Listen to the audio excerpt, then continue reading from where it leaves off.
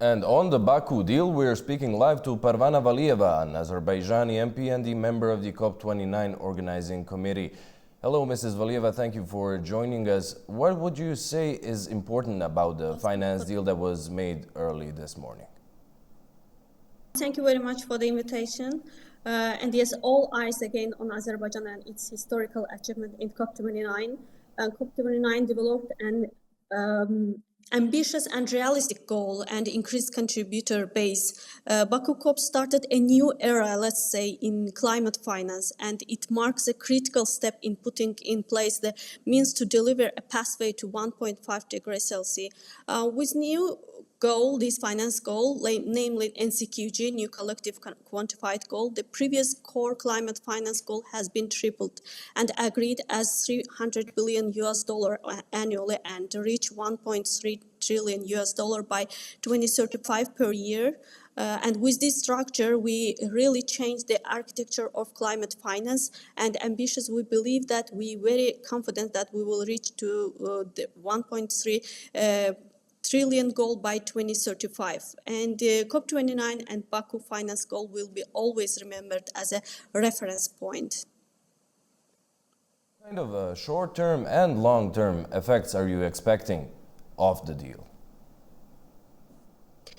Yeah, the adoption of new climate finance goal marks a transformative step in the global fight against climate change. And this ambitious target has immediate and far-reaching implications for how the world mobilizes resources to address the climate crisis. In short term, this new goal sends a strong signal of urgency and commitment. It ensures that more funds are available to address the pressing need of vulnerable nations, communities, from disaster recovery to building resilience against future climate shocks. And also in short term, developed countries however, face increased pressure to deliver on their financial commitments, necessary adjustment in their budgetary priorities. Meanwhile, this higher target is expected to attract greater participation from also private sector, leveraging public funding to unlock significant private investments. And in long term, the new finance goal, Baku finance goal, will accelerate the transition to sustainable and resilient global economy. Increased financial flows will also drive widespread adoption of renewable energy, sustainable agriculture, and climate-resilient infrastructure by 2030. The higher financial target also has a potential to reshape global finance systems, embedding climate considerations into economic strategies and fostering innovation through private sector partnerships. What steps are going to be taken to ensure that the agreed financing goes smoothly?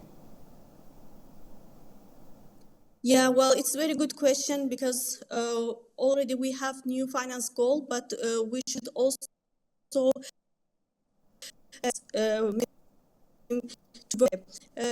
first, it is very critical to establish a transparent framework for allocating the funds at developed nations like mitigation, adaptation, and loss and damage. Ensuring that the funds reach the most vulnerable populations is essential to promote also climate justice. At the same time, the recipient countries need support to build the capacity required to manage and implement these financial resources effectively.